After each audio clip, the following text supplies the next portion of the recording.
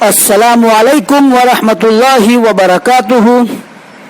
Dear students, first of all, I welcome you all in the standard 10, in the class 10.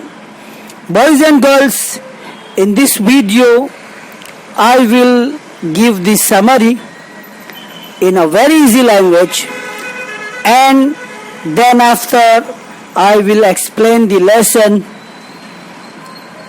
on the basis of day wise. The worksheet and the hard copy is given to you from Nice English School.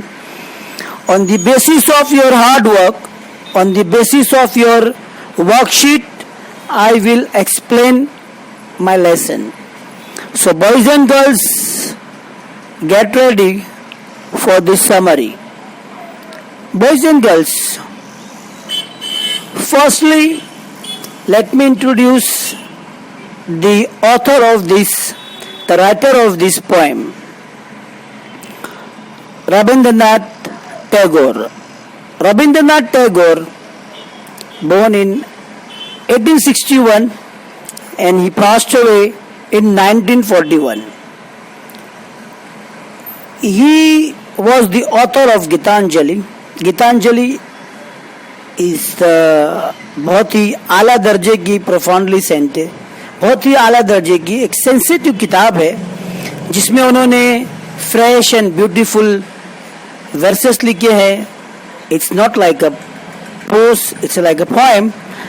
और रविंद्रनाथ टैगोर ये वो पहले non European शख्स थे जिन्हें Nobel prize का इनाम मिला था. was awarded with Nobel Prize in Literature in 1913. 1913 में ये पहले नॉन यूरोपियन शख्स है जिन्हें नोबेल प्राइज लिटरेचर में मिला था.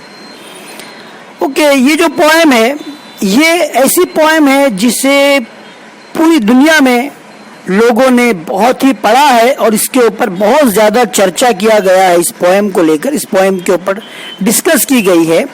और ओरिजिनली ये जो पोएम है ये बंगाली लैंग्वेज में लिखी गई है.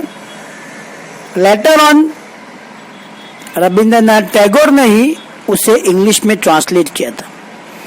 और ये जो हम पढ़ने वाले हैं, ये जो where the mind is without fear, ये उनकी जो किताब है गीतांजलि, उसमें से कुछ सेलेक्टेड वर्सेस है. It's not complete Gitanjali, it's quite big books. उसमें से ली गई कुछ एंथोलॉजी है, मतलब कुछ सेलेक्टिव लाइंस है, वो हम लोग इसको where the mind is without fear में पढ़ेंगे. रविंद्रनाथ टैगोर जो थे, उनका जो जिंदगी थी वो ब्रिटिश रूल्ड एरा में उन्होंने अपनी जिंदगी गुजारे हैं. जब इंडिया ब्रिटिश की कब्जे में था उस वक्त ये पैदा हुए हैं और उसी ब्रिटिश के दौर में इनकी जिंदगी गुजरी है. तो उन्होंने ब्रिटिश के ऑपरेसिव, ब्रिटिश के अनजस्टिस, ब्रिटिश के जुल्म ज्यादती को उन्होंने देखा था. तो उन्होंने इस पोएम के अंदर ये खुदा से ये प्रार्थना की है, ये अपील की है, ये रिक्वेस्ट है, ये दुआ है, एक तरह की ये प्रेयर है. और उन्होंने खुदा से बहुत सारी चीज़ें मांगी है इस पोएम में. कि ये जो पोएम है इसमें उन्होंने अपनी कंट्री के ताल्लुक से क्या क्या मांगा है. सपोज जैसा उन्होंने कहा है कि हमारी कंट्री जो है उसे मुकम्मल पॉलिटिकल फ्रीडम मिलना चाहिए, मुकम्मल आज़ादी मिलना चाहिए ब्रिटिश से. और उन्होंने खुदा से अपील की है कि हमारे मुल्क में किसी भी तरह का भेदभाव ना हो, हमारे मुल्क में जो है वो एजुकेशन फ्री हो और इकोनॉमिकल हमारा मुल्क जो है बहुत ही मजबूत हो और जो हमारे मुल्क के लोग हैं वो कंप्लीट फ्रीडम में अपनी ज़िंदगी गुजारे. सो ये जो था ये थोड़ा बहुत मैंने आपको रविंद्रनाथ टैगोर के ताल्लुक से बताया है. नाउ पोएम जो है उसकी मैं आपको समरी बता दूं. तो समरी से फ़ायदा ये होगा कि आपको लेसन समझने में आसानी होगी. And with the help of summary, when you will solve the question answers. When you will enter in the session of exercises, the summary will help you to solve the question answers easily. So boys and girls, as I said in the earlier, this poem is actually prayer. ये poem एक prayer है जिसमें रविंद्रनाथ टैगोर दुआ कर रहे हैं अपने मुल्क के ताल्लुक से कि गॉड ए खुदा हमारा मुल्क ऐसा हो जहाँ पर किसी भी तरह का खौफ नहीं हो, जहाँ पर लोग सेल्फ रिस्पेक्ट के साथ में, फख्र के साथ में अपनी सर को बुलंद करते हुए आज़ादी के साथ जिंदगी गुजार सके, जहाँ पर सबके दिलों में किसी भी तरह का खौफ व खतर ना हो, लोग अमन व अमान और चैन व सुकून से जिंदगी गुजार सके। और साथ साथ उन्होंने ये भी दुआ की है कि हमारे मुल्क में जो एजुकेशन है, जो नॉलेज है, वो फ्रीली तब तक पहुंच सके, लोग जो है वो आसानी से फ्रीली एजुकेशन को और नॉलेज को हासिल कर सके। और साथ साथ में उन्होंने एक बहुत ही बेहतरीन दुआ की है खुदा से कि हमारे मुल्क, जो हमारा मुल्क है, जो एक यूनाइटेड मुल्क है, वो टुकड़ों में बटा हुआ ना हो, है ना। मुल्क जो है वो स्मॉल टुकड़ों में बटा हुआ ना हो। मुल्क में किसी भी तरह की भेदभाव, किसी भी तरह की ऊंच नीच, किसी भी तरह की कलर, कास्ट एंड क्रीड को लेकर मुल्क टुकड़ों में बटा हुआ ना हो। साथ साथ में उन्होंने ये भी दुआ मांगी है कि हमारे मुल्क के जो लोग हैं वो जब भी बात करे वो सच्चाई से बात करे, ईमानदारी से बात करे, झूठ की मिलावट ना हो। उनके जो अल्फाज है, जब हमारे देश के लोग कोई बातचीत करे तो उनके अल्फाज सच्चाइयों से घिरा हुआ हो, सच्चाइयों से भरा हुआ हो। और साथ साथ में एक और उन्होंने खुदा से प्रार्थना की है, वो ये है कि मुल्क के लोग जो जद्दोजहद करते हैं, जो टायरलेस एफर्ट्स कर रहे हैं, जो स्ट्रगल कर रहे हैं, वो कामयाब स्ट्रगल हो, वो जद्दोजहद क्या हो, कामयाब हो। क्योंकि देखिए आप कोई भी काम करेंगे तो उसके लिए मेहनत शर्त है, बिना मेहनत के हम कोई भी चीज को हासिल नहीं कर सकते हैं। अगर हमने कोई गोल मुअय्यन किया है, अगर हमने कोई टारगेट बनाया है, तो वो टारगेट हमें कब हासिल होगा, जब हम कंटिन्यूस एफर्ट्स करें, मुसलसल जद्दोजहद करें, हार्ड वर्क करें, स्ट्रगल करें, तब जाकर हमें वो गोल और हमारा टारगेट हमको मिलेगा।